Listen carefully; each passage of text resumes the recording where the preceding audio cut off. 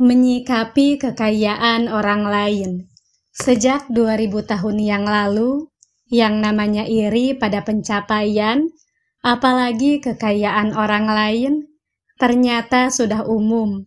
Padahal, zaman dahulu belum ada media sosial yang sangat memudahkan untuk pamer kekayaan. Kemudian, kehadiran media sosial membuat kita bisa membandingkan diri dengan siapa saja.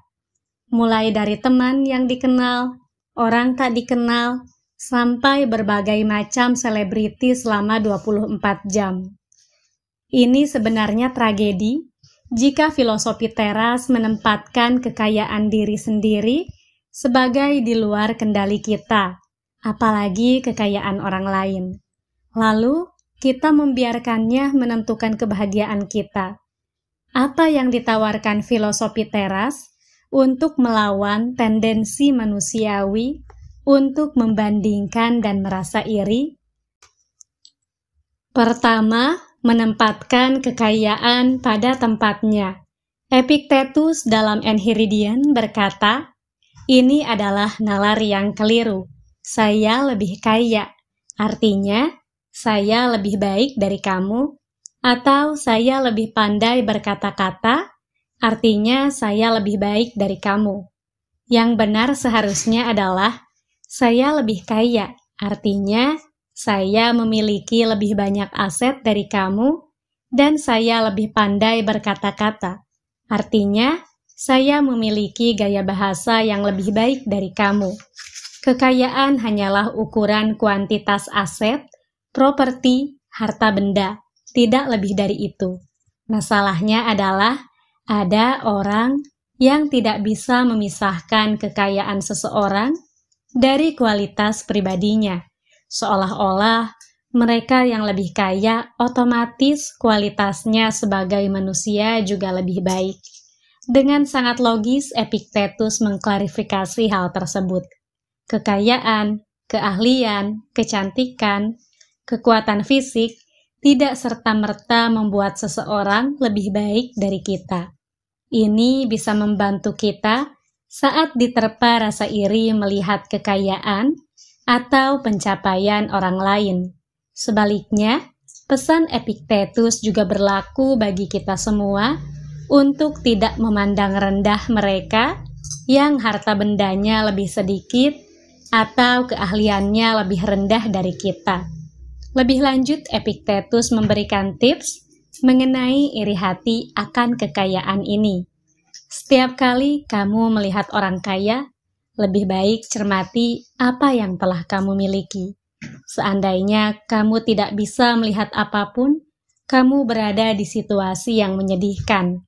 Namun, jika kamu tidak memiliki keinginan akan harta benda, sadarilah bahwa kamu memiliki sesuatu yang lebih besar dan berharga. Walaupun terkesan sebagai pembenaran diri, tetapi coba kita renungkan dalam-dalam perkataan Epictetus ini. Kita semua yang setiap hari dikejar keinginan, ingin lebih banyak uang lagi, ingin punya kendaraan lagi, padahal sebelumnya sudah punya. Dalam filosofi teras, ada yang lebih nikmat daripada keinginan yang terpenuhi, yaitu tiadanya keinginan itu sendiri. Ini lebih hebat dari sekadar ikhlas menerima bahwa kita tidak memiliki, tapi dalam hati masih mengingini. Kata Epictetus, orang-orang kaya dan berkuasa harusnya bahkan bersedia membayar untuk bisa terbebas dari keinginan-keinginan. Filosofi teras mengajarkan kita bahwa langkah awal untuk bisa terbebas, minimal mengurangi keinginan, adalah dengan benar-benar mengenali apa yang kita ingini tersebut. Apakah kita mengingini hal-hal di luar kendali kita, atau yang disebut dengan dikotomi kendali?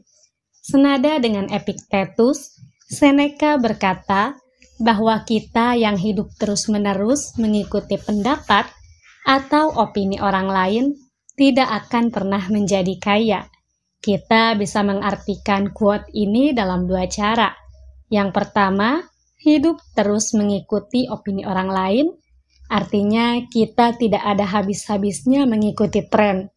Tren sendiri artinya sesuatu yang sedang populer di antara banyak orang di suatu periode.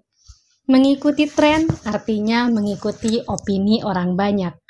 Kalau kita terus-menerus harus mengikuti tren yang ada dengan membeli barang-barang dan makanan yang sedang populer, kapan kita menabung, berinvestasi, dan menjadi kaya? Sayangnya, pola hidup besar pasak daripada tiang ini rasanya selalu populer apalagi di kota-kota besar. Makna kedua dari pernyataan Seneca adalah jika terus-menerus membandingkan diri dengan pendapat orang, kita tidak akan pernah benar-benar merasa kaya, seberapa banyak pun harta yang sudah kita kumpulkan. Berapapun uang dan harta benda yang kita miliki, akan selalu ada orang lain yang tampak lebih dari kita. Dan akhirnya kita tidak pernah bisa merasa sudah kaya. Ingatlah bahwa ada jauh lebih banyak orang miskin daripada orang kaya. Tapi kamu tidak melihat mereka semua terlihat lebih murung dan lebih khawatir daripada orang kaya. Pengamatan dan konklusi yang masuk akal dan bisa diterapkan di negeri kita. Secara statistik, jumlah orang yang tidak berada pasti jauh lebih banyak dari orang berada. Namun, cobalah kita melihat ke sekeliling kita. Apakah kita dikelilingi orang-orang yang terus-menerus terlihat muram? Tidakkah kita masih melihat tawa ceria, sukacita, keramahan di antara begitu banyak orang yang tidak memiliki materi berlimpah?